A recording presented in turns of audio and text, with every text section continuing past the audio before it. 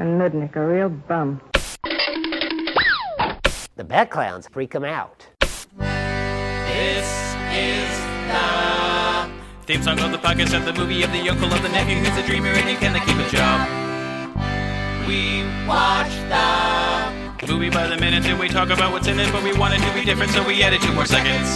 It's UHF 62.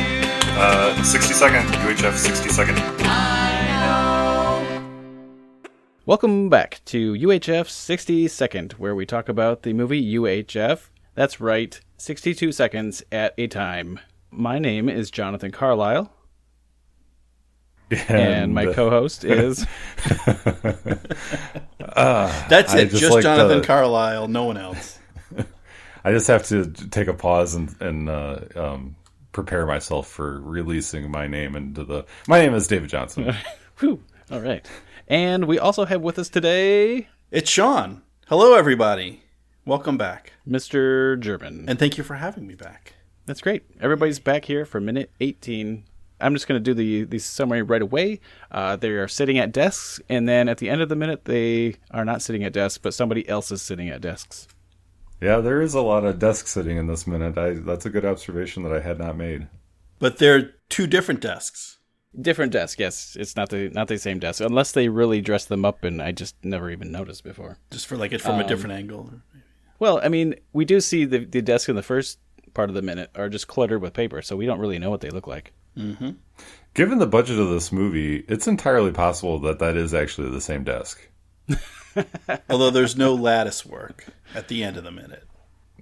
Yeah, there is. Yeah, the amount of lattice work goes way down as the minute progresses. I think the amount of lattice you have is proportional to your number on the dial. So as your number gets smaller, less lattice. So 62, lots of lattice work. 8, very little lattice work. Oh, I see. On the TV dial. Yeah, there could even be like 62 pieces of wood interwoven to make that lattice, possibly. There you go. Crack the code. Crack the code. Crack the code. Crack the code. Crack the code. So at the beginning of this minute, we hear Pam, but also I wanted to point out that we get Bob saying, "You okay in there, Pam?" And that's actually the first time that we hear her name. Now, isn't that weird that your new boss comes in, introduces himself, introduces his friend, you've just yelled at them, and we don't learn her name. We learn her name through somebody else later. No. That's not weird? That would be weird, but you're saying we learned her just Pam. Okay, I'm tracking with you now. But the full reveal, if it's really a reveal, but we learn her full name from her herself. Her herself? Sure, later on. Later. I just mean, like, your new boss comes in and introduces you. You learn their names. Now I'm diving into the character. Mm-hmm. So she learns their names, and she doesn't respond back except just to lambaste them with her life problems of the last 2 years. Right. You'd think at some point, so how do they learn her name? Like, usually you meet someone, and there's no one else there to introduce her, to say, oh, this is Pam. So she would have to say, hi, George and Bob, I'm Pam. See, I imagine that she took them on a quick little tour of the place, and I bet they were whispering amongst themselves, like, did you catch your name? No, I didn't catch your name. Did you catch your name? No, I didn't catch your name. Did you catch your name? No, I didn't catch your name. Did you catch your name? No, I didn't catch your name. Did you catch your... No, I didn't. So they had to, wait until she went into a different room with another employee, and they're like, hey, Pam. I'm like, oh, great, Pam. Pam, yes, that's right. Hey, Pam. What are the chances that it was just a lucky guess? They were just shouting out names until she answered. Yeah. See, that makes me want She's just sitting in the other room just like, oh, just waiting for them to say the right name. Yeah. This makes me want this scene to be 3 months later. And wow. That's how long it took them to figure out her name. They're not looking at scheduling or advertising rates or any of that stuff. All these papers on this desk, they're looking through personnel files, trying to figure out this woman's name because they're too embarrassed to admit that they've been working here for 3 months and they still don't know it. Man, yeah, in that line reading of, you okay in there, Pam? In my head now, when I watch this movie, there's going to be a pause of you okay in there? And then he glances at Bob really quick. Pam? just off camera, there's like a chalkboard with like a list of women's names all crossed out, and he's like, Carrie, "You okay Sarah, in there?" Checking the next name on the list, Pam. I tell you, this movie just keeps getting better and better. Well, this minute in the commentary is when we learn that between the original draft and the final draft, her last name was originally, which we also haven't learned her last name yet in the movie. The original draft, her last name was going to be Taylor, and then they changed it to Finkelstein. Just going on to other characters that we have met before, Terry was originally Terry Moore, and then they changed it to Terry Campbell, which I don't think they used in the movie at all. And then, and then Bob, what's that? Sharp-eared listeners may recall last episode when I said that I was playing a game called Make Your Notes Way, Way, Way Far in Advance and don't remember what any of them are. I had Terry Moore written sideways with a huge asterisk next to it, and I couldn't for the life of me figure out what that was in reference to. All I was thinking about was the comic book Strangers in Paradise. So, yeah. Anyway, carry on. Yeah, so I think it's funny that they changed her name and didn't even use it. And he did even mention that Bob Steckler, Steckler is Bob's last name.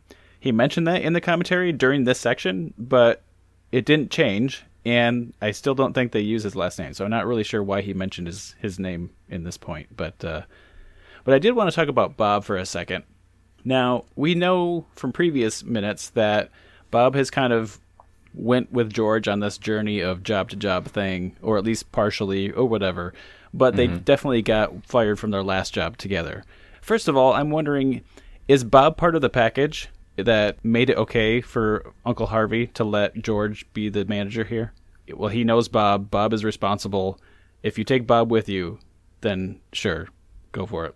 And my second thing is, Bob's just an awesome friend, right? I mean, he's just diving in. He must have some like formal paperwork experience, like accounting or something. Is Bob getting paid for this? Yeah, I guess that's a third question. Or is he just, I got nothing else to do. I'll help my friend out with his TV station, as one does. Well, George owes Bob $5. $5. Is it $5? Is that the amount? Yeah. Yes. Yeah. Well, it used to be. It's probably more now. Interest, yeah. The VIG is running, yeah. So maybe Bob, maybe Bob came along with George in the hopes that, if there is any money to be had, he can get his $5 back. But I think, Sean, you may not be aware of this, but that we actually discovered earlier on that, contrary to popular belief, Uncle Harvey is actually Terry's uncle, not George's uncle. And so discovered is a looser term, but I'll go with it. Oh. It's a theory I'm working on. So the whole idea of when Esther says, "I know the perfect person to run the station," and she nods at George. So Esther is just super happy that Terry's got a boyfriend, and she wants Terry to be happy because it's her favorite niece. And so, that's why Uncle Harvey is so aghast when he looks over and sees George, because he's like, man, I hate this guy. He's dating my niece. And, that's why he's like, no, not him. No way. So I think that probably Terry, pulled Bob aside and said, look, you gotta, my uncle is giving this thing to George. I don't really think it's the best idea. I don't want to, I don't want things to get sideways between my boyfriend and my aunt and uncle that I'm very close with.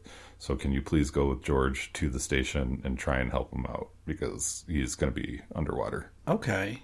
So would that mean that Harvey is like 3 degrees of separation separated from George? Because I would think that it would be Esther is Terry's aunt by blood, and then Esther married Harvey. So it's like, So from Harvey, it's his wife's niece's boyfriend. Correct. Which is why he's just like, ugh, like, why is this a thing that's even in my life right now? Yeah, he's totally, Yeah, I always assumed that George was Esther's nephew, but we can go the long way around. That works as well. I mean, I think we all agree, like, there's like, George and Harvey are not blood related. Like, it definitely goes through Esther, no matter how you work it. Right. Work it. Right. Work it. Right. Work it. Right. Like there's no genes mixing there. They're just two different people. I would agree with that. Indeed. Okay, sure. What's that, Jonathan? You just agreed that Terry is Esther's aunt? Nope. reverse that. Terry is Esther's aunt. I don't know what's going on anymore. I of all of this stuff, I think I agree that Uncle Harvey is not the blood uncle to George. I wish if Harvey and Esther were actually George's aunt and uncle, I think I'd like there to be some hint of other familial connection. Like Esther is George's mom's sister. Like having a phone call or something, with George's mom on the other end or something. Yeah. Well, that would make George and Terry related, and that would be really awkward. I'm saying if. Oh. Well, though it makes sense because the way like the business kind of the way the movie ends, it makes sense if there's more distance between George and Harvey. Yeah, I think so. Yeah. Yeah. So I like it. Speaking of distance between, I did notice David and I had mentioned before we saw Pamela sitting at her desk that she is wearing a wide belt, and we first thought that she was just showing some midriff, but it is a wide belt. But now that we see her in this minute standing up, we've realized that she is wearing a wide belt and showing some midriff, which I can only imagine is painful if you're like sitting down and if you like bend over to pick up your pencil off the floor and it like pinches your belly or something. Like, I don't go for that belt. The belt to belly combination does not work. Well, and it's like plastic or pleather, like it's not a fabric belt. And yeah, it looks like we see a little bit of skin above it. It doesn't reach up to the top. We don't know how high up the skirt goes, but at least part of that belt is just belt on skin. And yeah, it does not look comfortable. Yeah, very now that you say that, there are no belt loops that the belt is going through. That belt is not a functioning belt, and I'm upset about it. It's not holding up anything. It's just kind of decorative, I guess. Maybe she was going to go to work that day without a belt and just all midriff, and her mom was like, "You're not going out of this house without a belt." Maybe it was like the last manager was like, it's not professional to show that much midriff, so get this 4-inch wide belt. And then the 80s were born. Yeah, the 80s were born. Well, and that also would explain like why she's in such a bad mood when we first meet her, when when George and Bob come in, because she's just like been, every time she bends over or moves, she gets pinched by this belt, and it's not comfortable. So yeah, I'd be ready to bite someone's head off just as well. Yeah. So we do get this classic bit that I love of everybody shaking this box around that says fragile and glass breaking and everything dying inside. Yeah. The subtlety that Weird Al is known for. Yes. Yep. Well, I mean, it's not like they put like the cat meow in there or anything like that. Not yet, but not yet. I'll just say that going back to the idea that there's something's bothering Pam here. Like if the mailman delivers something that's not for you, which I've had happen, I just stick it back in the mailbox, right? Return to sender or wrong address or something. Yeah, I guess if it's a reoccurring thing. I mean, I've been in my house that I reside in now for close to 6 years, and I still am getting mail occasionally for the person who had lived here previously, who I learned about a year ago actually even passed away. So the person's not even living anymore, and I'm... let alone living at this address, and I still am getting mail. But it's not because the mail person is delivering it to the wrong address, right? Yeah, which it just rendered my story completely irrelevant. Yeah. Well, so what's going on here? Because it's not it's not a previous occupant of the same address, which which is kind of understandable, and it's not. I've been in like apartment or townhouse situations where something just ends up in the wrong mailbox, and it's for the neighbor kind of thing. I don't know exactly the geography, but it seems like they're kind of out of town, and Channel 8 is right in the heart of downtown, like in the city. Did the mailman just see television station and read nothing else on the label? Yeah. Would it say television station, though? Or would it just say channel?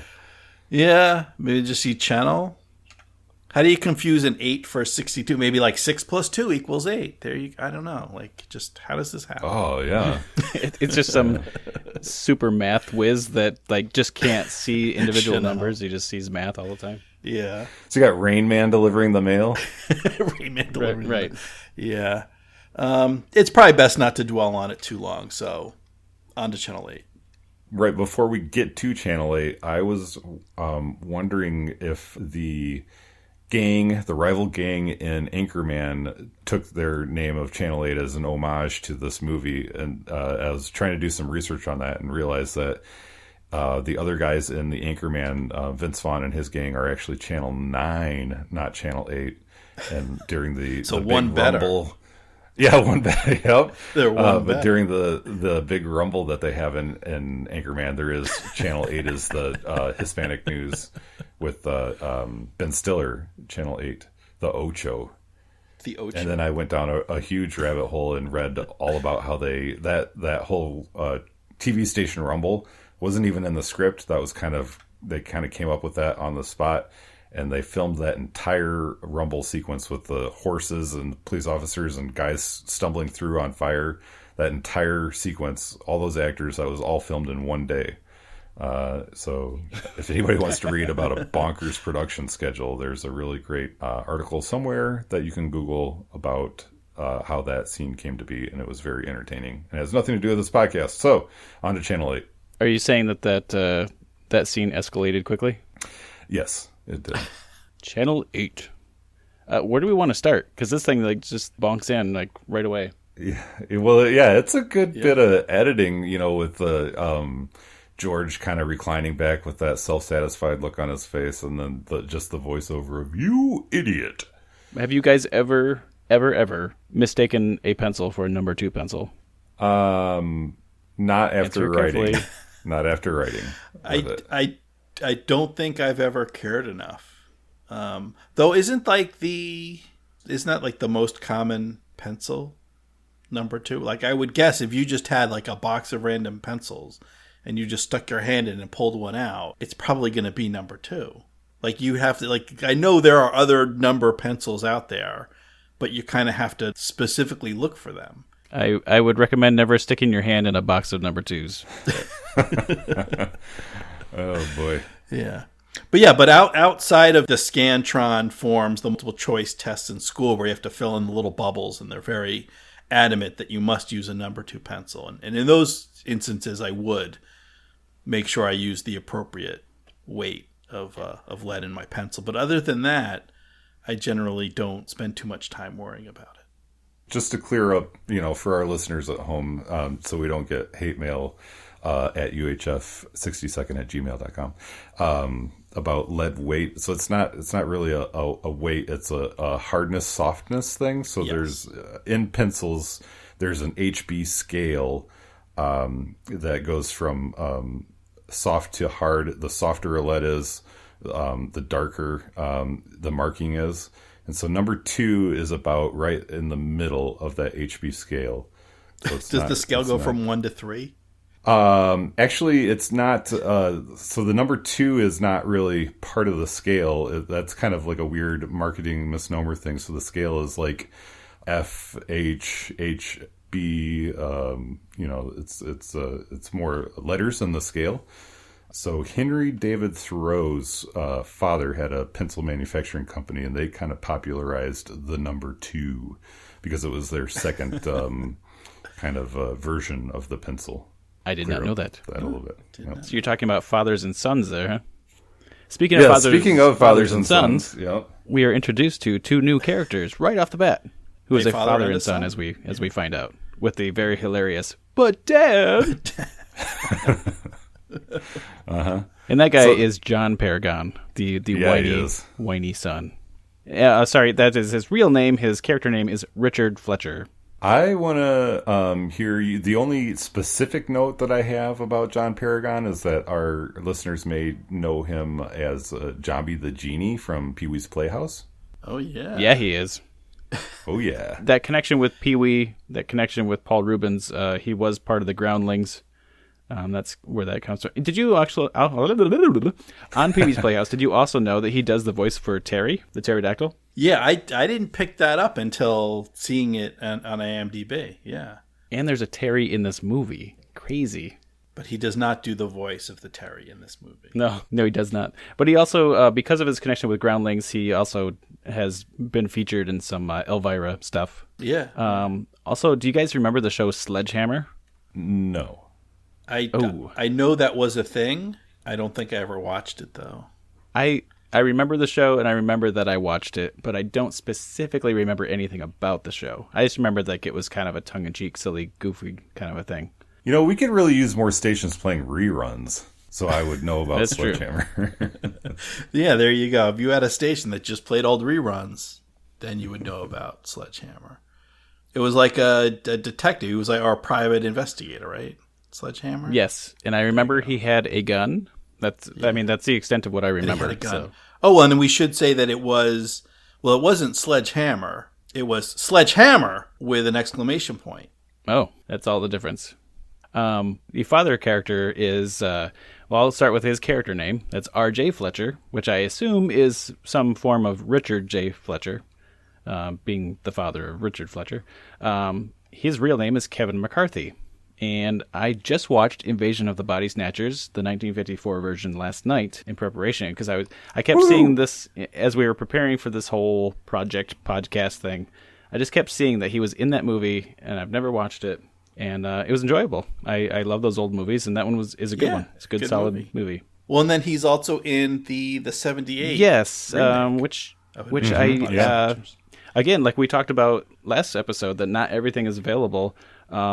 It is available, but that 78 version is not as available as the 54 version, so I did not watch that one. Although I do believe he's more just like a cameo. Yeah. Yes. Yeah. He's kind of a fly on the windshield kind of thing. Well, he plays a human, not a fly. But Jeff Goldblum is in that 78 version, and that guy played the fly. Right. And that guy is a fly on the windshield. Yes. Yep. So is there anyone in the television business that is not related to someone else in the television business? So we know, George gets his job as manager through an uncle.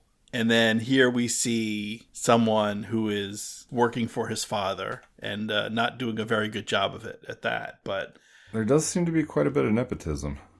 Yeah, we don't know much about the other gentlemen around the desk, but do we think that those are maybe Junior's uncles? Or cousins? Junior's cousins. So Richard Fletcher Jr. Yes. Now you're talking about the two guys sitting next to him. Yeah, on either side of him. His as far as the credits call them his cronies, because there's a difference. There's Fletcher's cronies, but then there's Fletcher's thugs later on. Actually, we see one of them in the background. Right. So they're cronies. So maybe they're like his frat brothers or something. Yeah, I mean, if you're gonna be yes man to Richard Fletcher, you must be pretty low on the totem pole. But I do have some notes on them. Right. Fletcher crony number 1, which in this case, number 1 is on the left as we're looking at them. That's Barry Friedman. He was a stand-up comedian in the Tulsa area at the time, and maybe forever. I don't know. Fletcher crony number 2. Wow. I don't know. Some of these people don't have up-to-date credits on everything. Fletcher crony number 2. Well, you said forever, like he's just doomed to perpetually be a stand-up comedian in Tulsa, Oklahoma, over several lifetimes. He's constantly being reincarnated as the same stand-up comedian. Is this like a Groundhog Day situation? He's just doing the same set over and over again until someone laughs. Oh, that's a long set. Ooh. Tough crowd. But crony number 2, the guy with the mustache on the right, Kevin Roden. My notes for him is mustache, because that's all I found, is he has a mustache. Yeah, his IMDb listing is very short. It consists of one acting credit for UHF, where he plays Fletcher crony number 2. Although I think he's more famous than Barry Friedman is. Not to keep harping on Barry Friedman, but the thing about Barry here is, so he has a few more credits in IMDb, aside from his stand-up career. He's got a few more credits in IMDb, but he doesn't get a lot of names. So looking down his list, so in this case, he's Fletcher crony number 1. He's got another part, Oilman number 1, first officer. He played a corpse I don't know if he played a corpse or if his name was Corpse, but Corpsey Vanderbilt. yeah, Corpsey Vanderbilt. Yeah. And then in the 1992 Please Watch the John Lovitz special, played himself. Oh. So there you go. I wonder who was watching the John Lovitz special and then, hey, look at that. It's Barry Friedman. It's Barry Friedman, yeah. I don't know. So I wonder if there's like a UHF station somewhere that's rerunning the John Lovitz TV special from 1992. Sounds like we should watch that. Well, it sure would be great if they had more stations playing old reruns. Well, and here's this guy who has one and is trying to destroy it with new material. New material. I know. He must be stopped. I did notice in the wider shot of the office at Channel 8, there are 2 televisions that are not turned on. And so this is reminding me of, Jonathan, your comment last episode where Pamela had the TV in the front office that was not on. I'm wondering if this is some kind of weird status symbol in Tulsa or whatever fictitious city this is supposed to be, where, you know, if you can have a TV, if you like are luxurious and rich enough to have a TV that's not turned on, you know, that's really something. So, but then we get, Channel 8 they can afford 2 TVs just for that single office and don't turn either of them on. Yeah. And they don't turn either of them on. I was going to say Philo must be That's how fancy they are. really winning at the social circle, but he has all of his on, I believe, so. Yeah. I do have one other note about Kevin McCarthy, R.J. Fletcher there. He was also in, this is what I actually know him more from besides UHF, was Inner Space, which he's practically the same person between UHF and Inner Space. Interesting. I've never seen Inner Space, actually. I think you've already told me that, and I think I've already went, what? Yeah, sorry. I had a couple more notes. I kind of went on a little bit of a deep dive on his IMDb, which is very prodigious, but I'm not going to go into it. I was like, you know what? Al mentions in the commentary that at the time of filming, Kevin McCarthy was 74 years of age. And I was like, man, that's crazy. I wonder what this guy's first credit is. So I went all the way to the bottom. 1944, Winged Victory, which is some kind of a Army Air Corps World War II kind of a thing, directed by George Cukor, who went on to direct such things as Philadelphia Story and My Fair Lady. So it's pretty crazy, pretty crazy IMDb listings if you take the time to go through all of this guy's stuff. He did some stuff with some people for sure. He did some stuff for some people. Yep. I stand by that statement. You're going to go out on a ledge. Yeah. You don't care. You're crazy.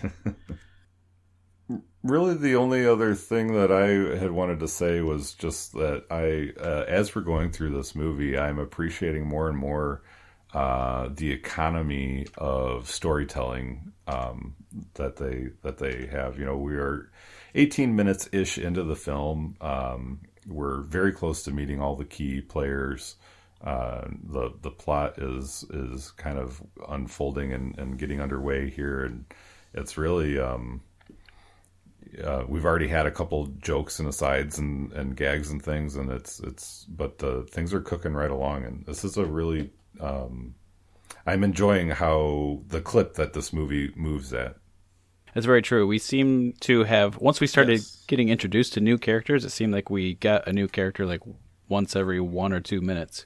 Mm-hmm. And you would think that now we're being introduced to the villain character, that would be it, that would be the culmination of all the new characters, but not quite. Yeah, well, we get a hint at the very end of these 62 seconds. We get the mention of, well, there's the tension of this scene, in addition to the numbering of the pencil, is the missing file. And who could have taken it? It must have been the janitor. It must, and that is someone who we have not met yet. We have not yet met the janitor, but perhaps in a future 62 seconds. I hope so. Well, before we keep going too long, then I guess, Sean, is there anywhere else on the internet that you have to keep in place, or other people can't find your stuff and move it around, or where should it stay? Yeah, the one place where we always know my stuff is going to be, and Well, it hasn't moved yet. I guess I can't really talk about the future. But for now, my stuff is at catandsean.org. And that's cat, C-A-T, and Sean, SEAN.org, because I try to be organized. And that has links to all my podcast stuff, including a podcast I did that was very similar to this one. But we watched a movie just 60 seconds at a time, and that movie was Groundhog Day. And I covered that with my buddy Dave Pallas, and you can find that at Groundhog Minute, and you can find the link to that from catandsean.org. Now, Sean, if people go there, will they also be able to find the podcast 5 Minutes of Mime? Yes, they will be able to find the podcast. 5 Minutes. I enjoyed this podcast. I have to say, I'm going on the record. I'm going out on another limb yet again. Listeners, that is a good podcast that you will enjoy. Oh, thank you very much. I think people enjoy it. I hope people enjoy it. That's why we do it. Indeed. And so if people want to find out more about UHF 62nd, or share with you their tales of things mysteriously moving, or their experiences with different hardness of graphite and pencils, where can they listeners do that? I don't know if I want to know about anybody's experience with different hardness of graphites or pencils, but I am curious to know what people's experience is with indoor lattice work. So if there's anybody would like to share about that, you should go to UHF60second.com. And then after that, send us an email at UHF60second.com. No, at UHF. Jonathan, take it away with the social medias. Yes. If you search for UHF62ND in just about anything, you will find us. But we are on Facebook. We do have a Facebook group, and that is Town Talk with UHF 62nd. Twitter, I believe, is just at UHF62ND. And you can email us at uhf62nd@gmail.com. That's the one I was trying to think of. We also are on the Instagrams, and we genuinely are on MySpace. And if you can figure out how to interact with us on MySpace, you get a no prize. They're not lying. They are on MySpace, which apparently is a thing. Yeah, we started that as a joke, thinking that it didn't exist, and it does exist, so that we had to do it. So then you had to do it, yeah. Yeah, there you go. Yeah. I guess we can send in the janitor to clean up all this lingering audio. So join us again on the next UHF 62nd. Let me be your hog.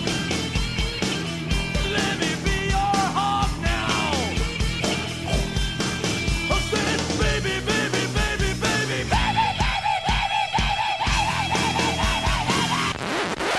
Work it. Crack the code. Did you catch your Right. name? No, I didn't Work catch your it. name. Crack the code. Did you catch your Right. name? No, I didn't Work catch your it. name. Crack the code. Did you catch your Right. name? No, I didn't Work catch your it. name. Crack the code. Did you catch your Right. name? No, I didn't Work catch your it. name. Crack Did you catch your Right. name? No, I didn't Work catch your it. name. Crack the code.